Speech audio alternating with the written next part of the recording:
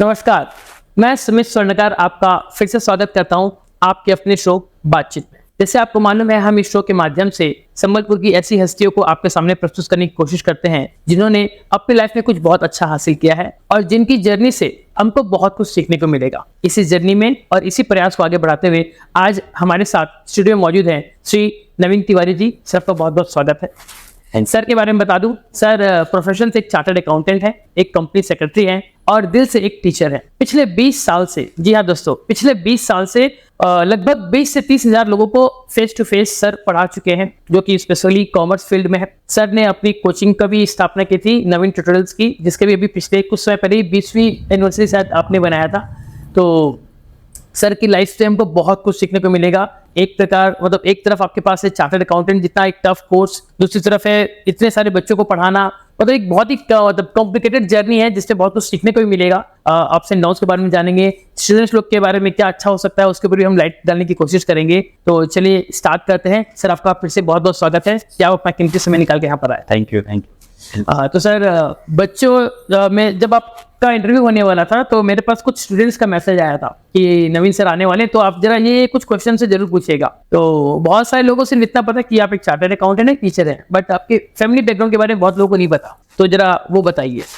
Thank you Sumit ji. सबसे पहले तो बहुत बहुत धन्यवाद मुझे एक अच्छा प्लेटफॉर्म देने के लिए जहाँ मैं अपनी दिल की बात और वो सारी चीजें जो एक साइड जो शायद नहीं पता लोगों को, जो जानना चाहते हैं, जो पब्लिकली मैं बहुत कम बताता हूँ, बताने का आपने मुझे मौका दिया, प्लेटफॉर्म दिया, तो आपका बहुत बहुत पहले से धन्यवाद। And I welcome all of you जो व्यूअर्स हैं। मैं बेसिकली जो मेरी स्कूलिंग है अप टू 10th तक, वो स्कूलिंग मेरे बिहार बोर्ड से है और पूरा बैकग्राउंड जो है वो गवर्नमेंट्स बोर्ड है, गवर्नमेंट जो स्टेट बोर्ड्स होता है उससे मैंने अपनी पढ़ाई की है। वहां पर मेरा साइंस में ऑलरेडी एडमिशन था, लेकिन मेरे जो भैया लगे, मेरे पिताजी का बहुत जल्दी उनका स्वर्ग हो गया था, उनका डेथ बहुत जल्दी हो गया था जब मैं बहुत छोटा था। तो थोड़ा सा जो बचपन था वो थोड़ा स्ट्रगल में गुजरा और यहाँ मैं वहां पर बिहार में साइंस में एडमिशन करवा के यहाँ दुर्गा पूजा में घूमने आया था। और संयोग से कहिए कि आज तक संबलपुर जो आता है वो वापस नहीं जा पाता। मैं भी यहाँ आया और मैंने वापस से कॉमर्स में एडमिशन लिया। जब मैंने कॉमर्स में एडमिशन लिया तो मुझे समझ में आया कि दिक्कत कहाँ आती है। एक वो बच्चा जो इंग्लिश मीडियम का नहीं है, क्योंकि जब भी आप कॉमर्स में या कॉलेज लेवल में आते हैं तो सारी की सारी स्टडी आपकी इंग्लिश में हो जाती है। और हम लोगों ने बिहार में पढ़ाई की थी वहां पर अप टू 6 तक इंग्लिश का कोई नामो निशान। 6 से हमने अल्फाबेट सीखा और जब मैं यहाँ आया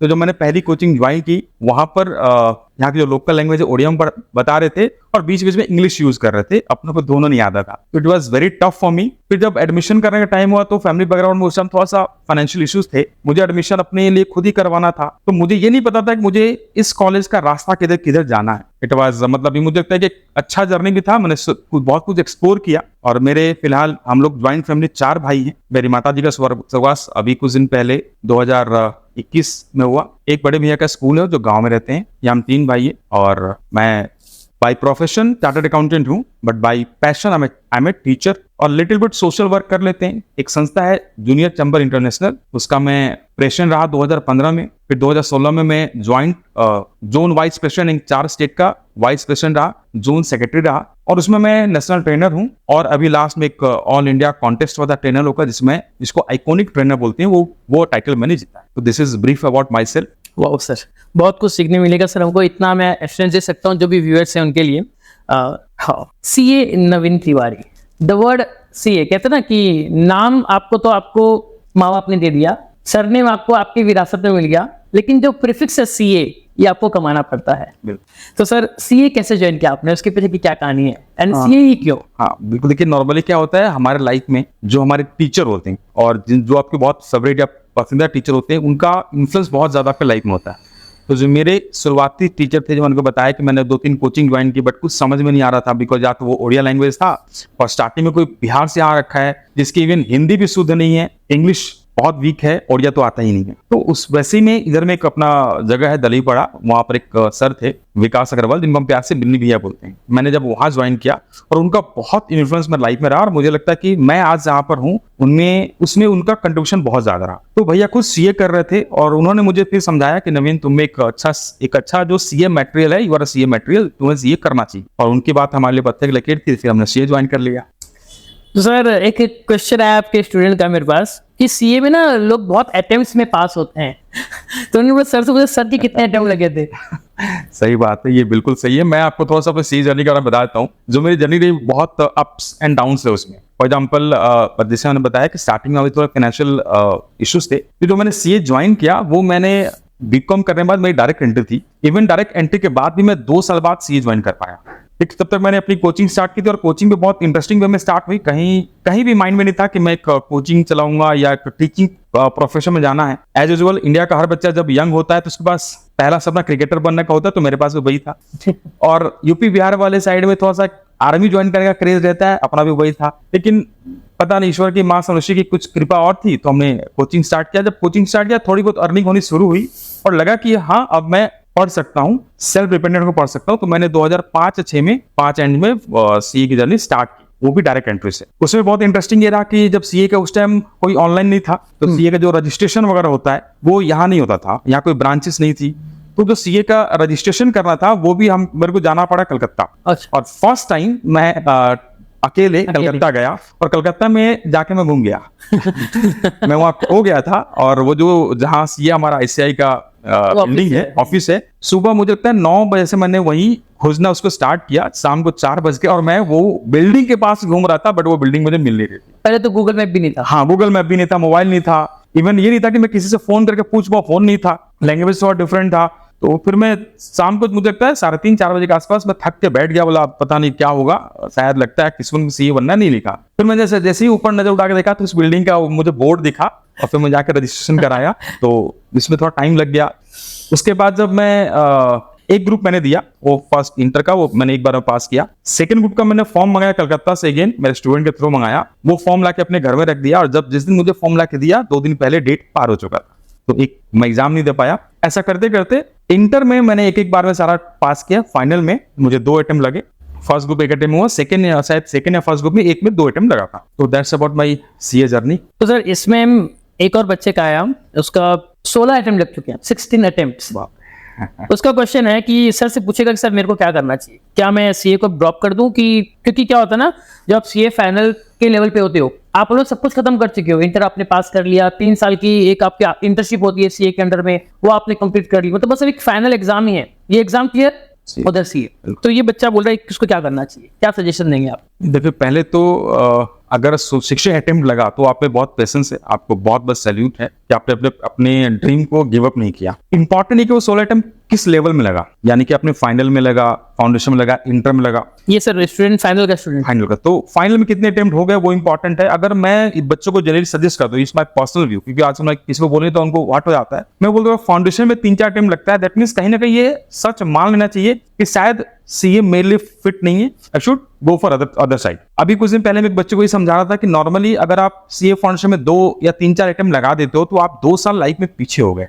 2 साल अगर आप अर्निंग काउंट करोगे तो अगर ऑन एवरेज हम 7-8 लाख भी सैलरी पैकेज पकड़ ले सीए का, जो कि मिनिमम है 10-12 लाख के आसपास है, तो आप 24-25 लाख रुपए वैसे ही लूज कर दिए। बहुत बच्चे बोलते हैं कोचिंग नहीं, खुद से पढ़ लूंगा। अरे आप 6 महीने आपका ज्यादा लग गया तो आपकी कितनी पैसे लग गए, कितने पैसे आप कमा सकते थे वो नहीं कमा पाए। अब आते टॉपिक में कि भाई इतना टाइम लग गया, तो नंबर 1 कहाँ लगा, दूसरा आपको ये इंट्रोस्पेक्शन करना होगा कि भाई कमी कहाँ रह रही है। और अगर 16 टाइम लग गया, आपको लगता है कि बहुत कम मार्जिन है मेरे पास होने में, then you should go for it. और लगता है कि नहीं बहुत ह्यूज मार्जिन है, मतलब मार्जिन ज्यादा हो रहा है, कहीं प्रॉब्लम्स हो रहे हैं, तो और भी बहुत सा ऑप्शन है। देखिए अल्टीमेटली मैं बच्चों को कल ही मैं जैसे मैं सर्टिफाइड करियर काउंसलर भी हूँ, और मैं जब करियर काउंसलिंग सेशन लेता हूं तो आई ट्राई कि उसमें बहुत सा फन एक्टिविटी हो। तो मैं बच्चे से पूछता हूं पहले ही क्वेश्चन कि भाई तुम आगे पढ़ना क्यों चाहते हो? तो बच्चे बोलते हैं सर हमें, बहुत से बच्चे बोलते हैं हमें ज्ञान चाहिए, ये चाहिए, डिग्री चाहिए। मतलब सब देखो, ये सब मैं एज ए कॉमर्स टीचर ये बकवास है। हम सबको लाइफ में पैसे चाहिए, हम सेटलमेंट चाहते हैं, हम सब इसलिए पढ़ रहे हैं कि हम लाइफ में पैसे कमाना चाहते हैं। तो पैसे कमाने ये हमारा टारगेट है। फॉर एग्जाम्पल मुझे दिल्ली जाना है, तो दिल्ली जाने के लिए मुझे ट्रेन ही जरूरी नहीं है,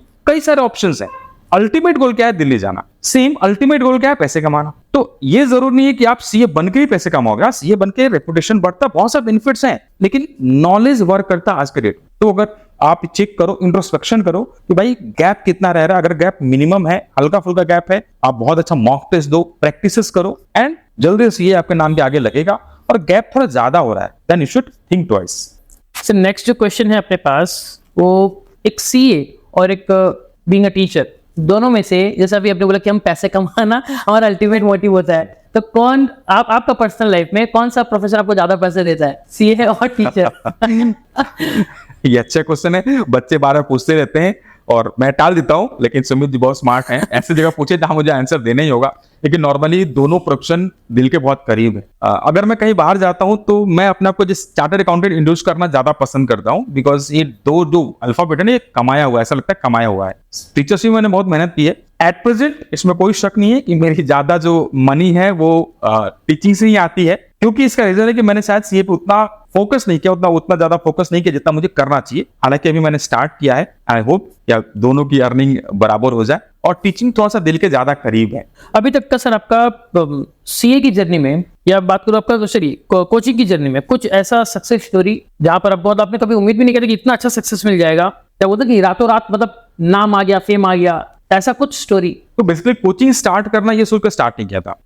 2-3 बच्चे थे बड़ा बाजार में, 2 साल से वो फेल हो रहे थे, तो मेरा एक दोस्त आया, बोला इनको थोड़ा गाइड कर देना, तो मैं इनको गाइड किया, उनसे फीस भी नहीं, बस जस्ट गाइड किया, 2-3 महीने उनको पढ़ाया मैंने, और फॉर्चुनेटली दोनों पास हो गए, तीनों पास हो गए। तो दोस्त ने कहा कि यार तू तो अच्छा पढ़ा सकता है। तब भी नहीं लगा था कि मुझे टीचिंग में जाना चाहिए, बट ऑफिशियली जब मैंने टीचिंग स्टार्ट की, दैट वाज 2 अगस्त 2003 को जब मैंने स्टार्ट किया, मेरे पास एक स्टूडेंट थी जिसका नाम था सुचित्रा तिवारी, वो ज्वाइन की, मेरे रिलेटिव भी थी, बट इतना जल्दी कोचिंग ग्रो करेगा मैंने सोचा नहीं था। मतलब विद इन 2 to 3 months मेरे पास मोर देन 60-70 स्टूडेंट हो गए, और 4-5 महीने बाद हमने अपना पहला एनुअल फंक्शन कर लिया। मुझे लगता कि ये अपने आप में कभी कोई सोचता तो मिराकल लगता है। दूसरा, उसी साल हमने जो रिजल्ट आया वो भी बहुत शानदार रिजल्ट रहा, तो ये कभी कभी ऐसा लगता है कि शायद ऊपर वाले की कृपा है, माँ समष्टि कृपा है, हम तो निमित्त मात्र हैं, हम अपना काम करते हैं। बट हर साल ही अपने आप में बहुत इंटरेस्टिंग और बहुत सुकून वाला रहता है जब बच्चों को हम सक्सेस करते देखना चाहते हैं। अभी कुछ दिन पहले मैं बेंगलोर गया था, और बेंगलोर में एक जो अभी मैंने बताया आइकॉनिक ट्रेनर का अवार्ड्स था, मुझे अवार्ड्स लेने थे, तो मैंने एक स्टूडेंट जो कि सीए है उसको मैं कांटेक्ट किया था, भाई यहाँ पर मेरा फंक्शन है एंड एक होटल देख लेना कहीं पर। उसने बोला हाँ देख लिया हूँ, बट उसने नहीं देखा था, वो अपने घर ले गया। मैंने बहुत फोर्स किया, नहीं मुझे घर थोड़ा कंफर्टेबल नहीं लगूंगा, बट वहां जाके समझ में आया कि उसके पूरा परिवार, उसकी वाइफ, बच्चे, वो 2-3 दिन लगे रहे, तो उसमें लगा कि शायद ये मेरी रियल अर्निंग है। पैसे तो चलो सब कोई कमा लेते हैं, लेकिन वो जो रिस्पेक्ट है, जो डेडिकेशन है, जो 10-15 साल बाद भी आपका स्टूडेंट आपको रिकॉग्नाइज करता है, आपको प्यार देता है, तो मुझे लगता है ये सारी चीजें ना दिल को ज्यादा टच कर कोचिंग में। Agree sir, totally agreed. Next question की तरफ चलते हैं सर। आप जो भी डुअल रोल प्ले कर रहे हैं, एक सीए का और एक टीचर का, तो इस जर्नी में आपने कोई 3 ऐसी लेसन्स बताइए जो आपने सीखा है इनसे, बहुत इंपॉर्टेंट। मुझे ऐसा लगता है कि देखिए अभी जो जमाना है बहुत टफ कंपटीशन है, आप किसी एक रोल में रह के चीजों को जस्टिफाई नहीं कर सकता। जितनी ज्यादा रोल्स, मल्टीपल रोल्स प्ले करते हैं, आपका पर्सपेक्टिव ब्रॉड होता है, आप ज्यादा चीजों को सीखते हैं। तो ये मेरा हमेशा बच्चों को एडवाइस होता है कि जितनी ज्यादा चीजें आप एक्सप्लोर कर पाओगे वो करो। नंबर 1, आप मल्टीपल रोल में आते हैं, मल्टीपल चीजें करते हैं, चांसेस ऑफ फेलियर हो सकता है ज्यादा हो, बट आप ज्यादा नई चीजें सीखते हैं। आप ये सीखते हैं कि मुझे आगे क्या करना है और क्या नहीं करना, और साथ ही साथ being a chartered accountant could be a very good teacher for commerce. तो जो वहां प्रैक्टिकल्स लाइफ एग्जांपल्स होते हैं मैं यहाँ डाल पाता हूं। तो पहला तो मैं आपको ये सजेस्ट करूंगा कि डुअल रोल से जो मैंने सीखा, नंबर 1 कि आप जितना मल्टीपल रोल प्ले करते हैं, आपका पर्सपेक्टिव ब्रॉड होता है, आपको एक्सप्लोर करने के चांसेस बढ़ते हैं, तो आपको ये करना चाहिए। नंबर 2, अगर एक ही लाइफ आप जीते हैं तो मुझे लगता है कि आप थोड़ा सा मोनोटोनस हो जाएगा। अगर मैं एक ही खाली टीचिंग दिन भर करूं तो थोड़ा सा मजा नहीं आता लाइफ में। मुझे बीच में सीए का भी काम करना है, बीच में भी करना है, तो लाइफ थोड़ा सा एक्साइटिंग होती है। तो आप भी मल्टीपल रोल में आते हैं तो आपको लाइफ में एक्साइटमेंट रहेगा, मजा आएगा।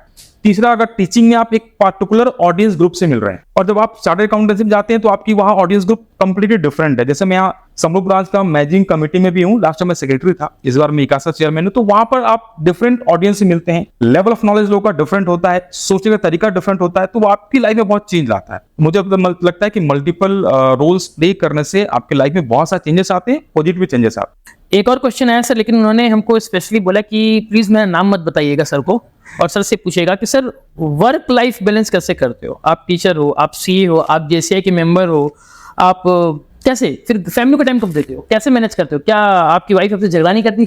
नहीं, सही बात है, और अल्टीमेटली आंसर है कि बिल्कुल करती है। लेकिन देखिए आप जितना ज्यादा आपका चीज फैलेगा उतना ज्यादा आप में वो मैनेजमेंट क्वालिटी आएगी। मुझे याद है, मुझे जो जेसीआई में लेके आया वो आनंद अग्रवाल जी हैं, जो वैदिक कॉलेज के चेयरमैन हैं। वो मुझे जेसीआई में इंट्रोड्यूस किए, तो जब मैं उनसे पहली बार मेरा इंट्रोडक्शन हो रहा था तो उन्होंने बोला कि देखो अगर सर आपके पास टाइम है तो JCI is not for you, because फिर आप मैनेज क्या करोगे? आपका टाइम तो सफिशिएंट है, नहीं है तो आप मैनेज करोगे। जब हमारे पास कोई क्राइसिस होती है तो उस चीज को मैनेज करना सीखते हैं। तो सेम यहाँ पर भी है, जब आप एक से ज्यादा रोल प्ले करते हैं तो आपके पास मैनेजमेंट स्किल बढ़ती है, and it's all because of that. वो लर्निंग जो हमने जेसीआई में किया वो मैं टीचिंग में भी, सीए में भी लगाता हूँ, और मुझे बहुत मजा आता है मल्टीपल रोल प्ले करके। अगर आप मल्टीपल रोल प्ले करेंगे, ज्यादा चीजें करेंगे, ठीक है, for sir family life little bit आप बोल सकते हैं डिस्टर्ब होती है। उनका कंप्लेन जरूर रहता है कि आपको हमें ज्यादा टाइम देना चाहिए, उनका हक भी बनता है, लेकिन मुझे लगता है कि सब बैलेंस हो सकता है अगर आप करना चाहेंगे तो। और जब तक स्कैर्सिटी नहीं आएगी तो आप नई चीजें डिस्कवर नहीं करेंगे। सर, एक ऑडियंस को ना बहुत सारे लोग ऐसे हैं जिनको जेसीआई के बारे में पता नहीं, एक ब्रीफ जरा बता दीजिए कि जेसीआई है क्या? बेसिकली जेसीआई का फुल फॉर्म है जूनियर चैम्बर इंटरनेशनल। ये एक इंटरनेशनल संस्था है जिसमें 18 to 40 इयर्स के लोग ज्वाइन करते हैं। ये यंग एंटरप्रेन्योर लीडर लोगों की संस्था है। जैसे बाकी जो संस्थाएं हैं, मैं रोटी का भी मेंबर हूं, बाकी जो संस्थाएं वो बेसिकली समाज सेवा पे, कम्युनिटी डेवलपमेंट पे काम करती है। जेसीआई है ये बोलते अगर आप खुद को ठीक कर ले तो समाज अपने आप ठीक हो जाएगा, यानी कि ये पर्सनैलिटी डेवलपमेंट, इंडिविजुअल डेवलपमेंट पे काम। एग्रीड। जैसे आपकी बिजनेस कैसे मैनेज करना, टाइम कैसे मैनेज करना, आपको इफेक्टिव बोलना कैसे, नेटवर्किंग कैसा हो, ये सारा जेसीआई में हो। सर, आपने आपकी लाइफ में कोई ऐसा कुछ सोशल वर्क का कुछ इनिशिएटिव ऐसा लिया हो जिसका आपके आसपास की कम्युनिटी पे काफी अच्छा एक इम्पैक्ट पड़ा हो, या कुछ ऐसा लेने का आपका विचार है कि नहीं, मुझे एक मेरा ये विजन है कि मुझे समाज के लिए एक पर्टिकुलर ये काम करना है, ऐसा कुछ प्रोजेक्ट है आपका? थैंक यू सुमित जी, मैं दिल की बात करने के लिए। एक तो मैंने जो जिसमें मैं काम करता हूँ वो है कि मैंने जो देखा, स्मॉल जो टाउन है लाइक संबलपुर, वहां पर बच्चों को ना आफ्टर 10th क्या करियर चुनना चाहिए, या आफ्टर 12th जो भी करियर क्या चुनना चाहिए, how to select the career, इसमें बहुत कंफ्यूजन होता है। तो हमारे एक इनिशिएटिव होता है, मैं बहुत सा करियर काउंसलिंग लेता हूं, और अभी हमने स्टार्ट किया है 1-to-1 करियर काउंसलिंग, वो भी फ्री। आप साइंस के हो, कॉमर्स के हो, आर्ट्स के हो, किसी भी फील्ड के हो, आपको जहां कंफ्यूजन है तो आपका पूरा उसका एक साइंस है, how to select the career. वो डिपेंड्स अपॉन योर पर्सनालिटी, जो 6 टाइप की होती है, आपका इंटरेस्ट क्या है, आपका एप्टीट्यूड क्या है, अपॉर्चुनिटीज क्या है, आपकी फाइनेंशियल नीड कितनी जल्दी है, आप में कोई स्पेशल टैलेंट है क्या, ऐसा बहुत सा चीज देखकर हम करियर डिसाइड करते हैं। तो इसमें हम फिलहाल वर्क कर रहे हैं, और जो आने वाला हमारा प्रोजेक्ट है, मैं इनडायरेक्टली बहुत सारे बच्चों को जिनको थोड़ा सा कुछ कई इशू लगता है, तो मुझे लगता है कि हम बहुत सारे बच्चों को फ्री एजुकेशन अपने कोचिंग में देते हैं, लेकिन वो शायद कम हो पा रहा है। इसलिए मेरी प्लान है कि मैं ऐसा कुछ करूं जहां पर जितने भी जो अंडर प्रिविलेज बच्चे हैं उनको मैं फ्री कोचिंग्स प्रोवाइड कर पाऊं, कुछ हेल्प कर पाऊं, सो दैट दे लाइफ में अच्छा कर पाए, जो हो सकता है कोचिंग फी को अफोर्ड ना कर पाए उनके लिए। क्योंकि आज का जो जमाना है वहाँ लोग सिर्फ पैसा होते रहते हैं, और वैसे माहौल में भी अगर आपने फ्री कोचिंग अगर देने का सोचा है तो एक बहुत अच्छी बात है। लेकिन सर, इसमें मैं आपको जरा क्रॉस क्वेश्चन करना चाहूंगा कि बहुत बार कहते हैं कि मुफ्त की चीज के लोग उसकी वैल्यू नहीं करते, तो ये प्रॉब्लम आपको भी में हो सकता है कि अगर आपने फ्री पे में पढ़ाना शुरू कर दिया तो जो बच्चे आएंगे उतना सीरियसली उस पढ़ाई को नहीं लेंगे, तो इसके बारे में आपका क्या विचार है? कैसे उसको आप बिल्कुल सही बोल रहे हो, और ये मेरे ऐसे कड़वे अनुभव रहे हैं कि बच्चे लोग इसको बहुत मिसयूज करते हैं। जैसे कुछ दिन पहले हमें पता चला कि एक बच्चा जो हमारे पास आया, उसने हमसे बोला कि भाई फाइनेंशियली ये प्रॉब्लम है, एंड हमने उसकी सारी फीसेस माफ कर दी, उसको बुक्स वगैरह प्रोवाइड किए। लेटर में पता चला कि वो सारा झूठ बोल रहा था, वो घर से फी ले रहा था और वो उस फीस को मिसयूज कर रहा था। अच्छा। मुझे लगा शायद मैं अच्छा करने की जगह मैंने कहीं उसका बुरा ना कर दिया हो। तो अब जो मेरा प्लान, इसलिए फिलहाल ये इस पे हम वर्किंग कर रहे हैं कि हम ऐसे ना कर ताकि वो मिसयूज ना हो पाए, और इसलिए हमने क्या कहा, हमने इस बार प्लान किया है कि हम कुछ टेस्ट वगैरह लेंगे, जो बच्चा रियली जेन्युइन हो, जिसकी नीड हो, उसको प्रोवाइड करेंगे, जो इसको मिसयूज करे उसके लिए नहीं होगा। जैसे एक स्कॉलरशिप टेस्ट, जिसका मार्क्स आ रहा है उसको हम बेनिफिट देंगे, इसका मार्क्स नहीं है उसको फ्री पढ़ा के भी क्या मतलब। सही, ये सही है, आपकी एक अच्छा अपनी सोल्यूशन निकाला इसका। हमारी कर्म भूमि संबलपुर के बारे में, संबलपुर के बारे में आपका क्या विजन है, क्या विजन लेके चल रहे हैं आप? देखिए, मैं जब भी संबलपुर में, अभी कुछ दिन पहले मेरा फ्रेंड आया था, मैं उससे ये डिस्कस कर रहा था कि जैसे संबलपुर, जैसे अभी पूरे देश में अगर आपको मेडिकल या इंजीनियरिंग करना हो तो लोग कोटा जाते हैं। मैंने उस अपने फ्रेंड को बोला कि मैं चाहता हूँ कि पूरे इंडिया का कॉमर्स का कोटा संबलपुर बने, या वो एक एजुकेशनल हब बने।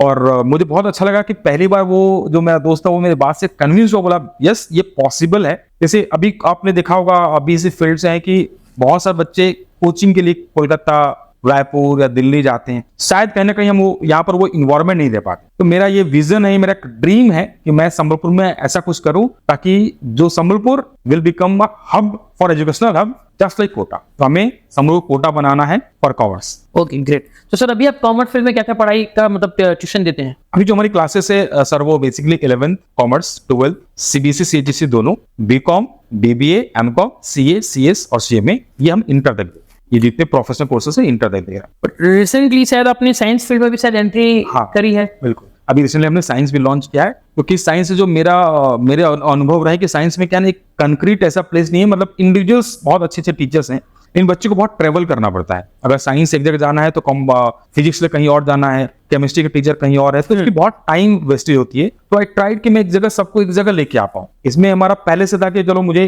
फाइनेंशियली कुछ भी नहीं चाहिए, माँ सरस्वती की कृपा से जो हमारा एग्जिस्टिंग है वो अच्छा है और अपने बाकी चीजें भी हैं, तो हमने इनिशिएटिव स्टार्ट किया है एंड अच्छा चल रहा है, ये इट्स गोइंग ऑन।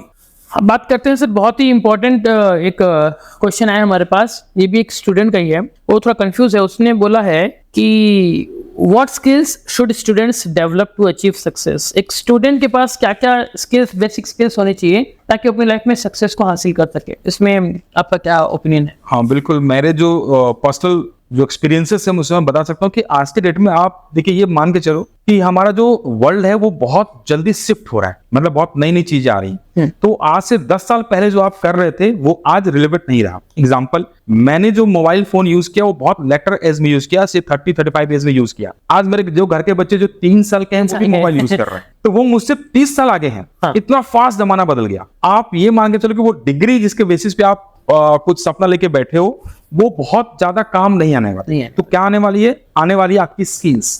तो आपको पैरेलली मैं बच्चों को बोलता हूँ, और हम कोशिश भी करते हैं कि कुछ बच्चे को हम इंटर्नशिप करवा दे कहीं पर, अगर कॉमर्स पढ़ रहे हो स्पेशली, तो आप स्किल डेवलप करो। कौन सा स्किल? नंबर 1 आपको स्किल डेवलप कीजिए communication skill, negotiation skill, time management, ये सारी कुछ स्किल है। और इसमें मैं एक किताब भी मैं लिख रहा हूँ जिसमें 11 स्किल्स एक स्टूडेंट को चाहिए, गुड टू ग्रेट कैसे बना जाए स्टूडेंट को, वो उस पर काम कर रहा हूँ, मैं स्क्रिप्ट पे काम कर रहा हूँ। होपफुली अगर माँ की समझ कृपा रही तो जल्दी उस बुक को लेके आ पाएंगे। इन शॉर्ट, आपको फिलहाल वर्क करना चाहिए कम्युनिकेशन स्किल पे, योर नेगोशिएशन स्किल पे, और आपकी पर्सनालिटी, आपकी ग्रूमिंग पे वर्क बहुत अच्छा करना चाहिए। साथ ही साथ जो नए नए चीजें आ रही है उसको आपको अडॉप्ट करना चाहिए। सर आप तो टीचिंग लाइन में हैं, क्या चैलेंजेस देख रहे हैं आप अभी जो करंट इंडिया में जो एजुकेशन सिस्टम है उसमें, क्या चैलेंजेस आपको दिखाई दे रहे हैं? हाँ, क्योंकि मैं ये देखता हूँ ना कि मतलब आज लोग चिल्लाते हैं कि यार हमारे पास नौकरी नहीं है, नौकरी नहीं है। वो पढ़ लिए हैं, ग्रेजुएशन भी कर लिए, लेकिन नौकरी नहीं है, ऐसे चिल्लाते हैं। तो इसमें एक जो मेरा अपना अनुभव रहा है कि लोग आज काम करना नहीं चाहते हैं।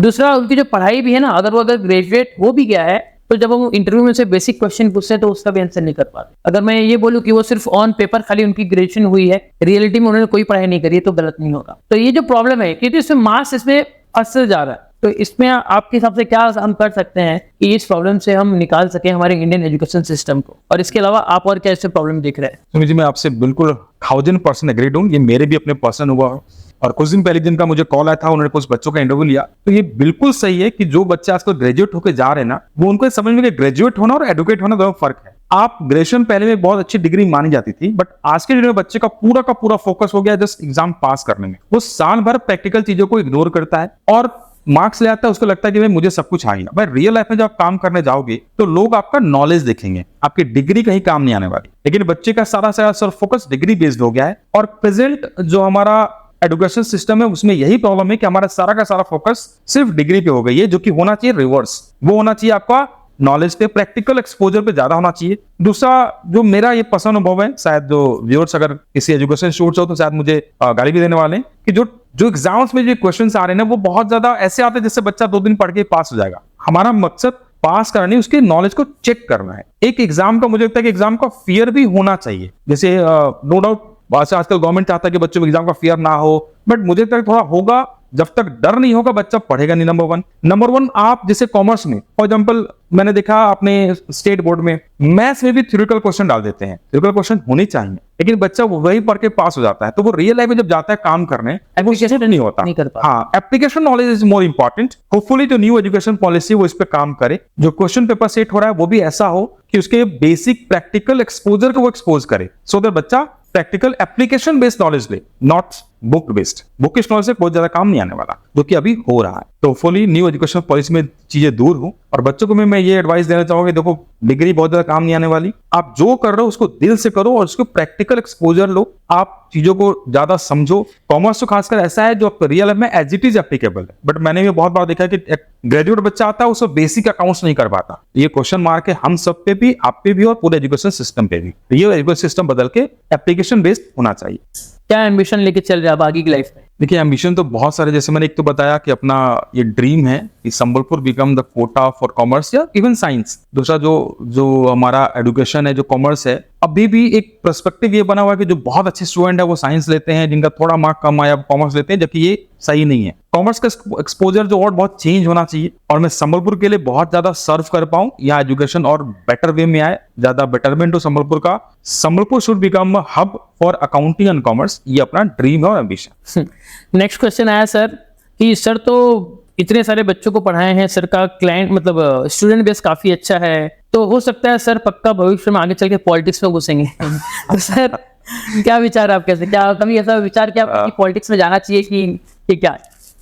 बच्चे का बिल्कुल, बच्चे लोग बहुत बार मजाक में बोलते भी कि सर आप पॉलिटिक्स में आ जाइए, हम सपोर्ट करेंगे, बट आई नो कि this is not my cup of T. Politics में अच्छे लोग को आना चाहिए, बट शायद मुझे लगता है कि मैं फिट नहीं हूँ उस पॉलिटिक्स के लिए। फिलहाल तो ऐसा कोई प्लान नहीं है, बाकी ईश्वर की कृपा, आगे क्या होता है, बट एट राइट नाउ ऐसा कोई प्लान नहीं। आपकी सर हॉबी क्या है और ये हॉबी आपकी लाइफ में किस तरह से कंट्रीब्यूट करती है? देखिए बहुत अच्छा क्वेश्चन सुमित जी। मेरी दो बेसिक हॉबी है, एक तो टीचिंग हॉबी है और दूसरा जो सेकंड हॉबी है वो है मेरी ट्रेवलिंग, एक्सप्लोर करना नई नई चीजों को। और जब आप नई चीजों घूमने जाते हैं, जब नई चीजों को एक्सप्लोर करते हैं, तो आपको नई चीजें, नए आपका जो पर्सपेक्टिव है, जो आपको सोचने का तरीका है, वो बहुत ब्रॉड होता है। मैंने कहीं पढ़ा था कि अगर आप लाइफ में बहुत कुछ सीखना चाहते हो तो घूमना स्टार्ट। और मैं भी, इवन तो मेरे घर वाले थोड़ा सा नाराज रहते कि मैं ज्यादा घूमता हूँ, लेकिन मुझे बहुत अच्छा लगता है नई जगह जाना, वहाँ के लोगों से मिलना, और थोड़ा सा मुझे लगता है मेरा ऑब्जर्वेशन अच्छा है। अब मैं स्टूडेंट को बताता हूँ कि आपका भी ऑब्जर्वेशन बहुत स्ट्रांग होना चाहिए। कहीं जाता हूँ तो वहाँ क्या चल रहा है, वहाँ पर क्या नया है, हमारे यहाँ का डिफरेंस है, और नए नए लोगों से मिलना, ये मेरी हॉबी है। और मुझे लगता है कि ये मेरे लाइफ में बहुत ज्यादा कंट्रीब्यूट करता है नई चीजों को जानने में और अपनी लाइफ को बेटर जीने। अगला क्वेश्चन सर, एक पेरेंट ने हमको मैसेज किया है। वो कहते हैं कि आपके हिसाब से, जैसे उनका बच्चा एक्चुअली क्या है, मैं आपको बता दूं उनका बेसिक बैकग्राउंड। उनका बच्चा जो पढ़ाई में ज्यादा ध्यान नहीं देता और समाज सेवा में ज्यादा ध्यान देता है, कुछ भी वो सोशल वर्क को चले जाता है, लेकिन पढ़ाई में थोड़ा सा उतना ध्यान नहीं दे पा रहा है। तो उनका क्वेश्चन है कि आपका क्या व्यू है इसके ऊपर, कि बच्चे को जब तक वो स्टूडेंट है, क्या उसको पूरा किताबी कीड़ा बनकर रहना चाहिए, कि समाज को भी सर्व करना चाहिए, कि कैसे दोनों को तालमेल बना के रखना चाहिए, कि कैसे, क्या इसमें आपका क्या राय है? बेसिकली जो ह्यूमन पर्सनालिटी होती है ना, उसमें एक पर्सनालिटी होती है, वो पर्सनालिटी के टाइप के लोग यही करते हैं। और मैं बच्चों को मैसेज सजेस्ट करता हूँ कि आपको सिर्फ बुकिश नहीं होना चाहिए, you should go outside, social work करना चाहिए।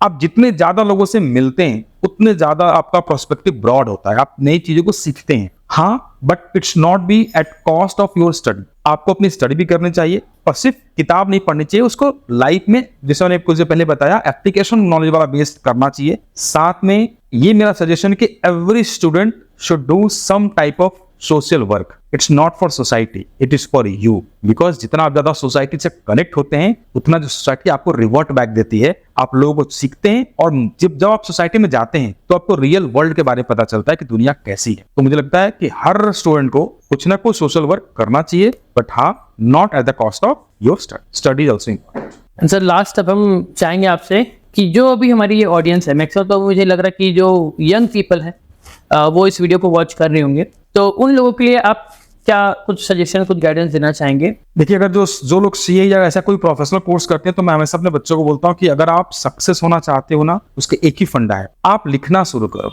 आप जो भी सोचते हो उसको भी लिखना शुरू करो। आप जितना ज्यादा लिखोगे, सक्सेस के चांसेस बढ़ेंगे। बेसिकली आपको बच्चे क्या करते हैं, चीजों को पढ़ के समझ जाते हैं, उनको लगता है कि भाई मैं लिख लूंगा, लेकिन वहां हम गलती करते हैं। थॉट्स को पेपर में डालना स्टार्ट करना चाहिए, नंबर 1। नंबर 2, आपको बैठ के पढ़ने का पेशेंस होना चाहिए। आजकल डेट में हमारा जो अटेंशन स्पैन है वो बहुत कम हो गया है, इतना ज्यादा सोशल मीडिया आगे कंफर्ट से हमारा अटेंशन डाइवर्ट हो जाता है, वो नहीं होना चाहिए। थर्ड, आप जो डिग्री ले रहे हो दैट इज नॉट इंपॉर्टेंट, वो आपको बहुत सक्सेस दिलाएगी, इसकी कोई गारंटी नहीं है, लेकिन जो नॉलेज ले रहे हो वो आपको जरूर से सक्सेस दिलाएगी। तो number 1, start writing. Number 2, different लोगों से मिलिए। नंबर 3, एक जगह बैठ के पढ़ने का लंबे आवर्स तक वो आपको आदत डालनी चाहिए, और साथ ही साथ प्रैक्टिकल नॉलेज को लेना चाहिए।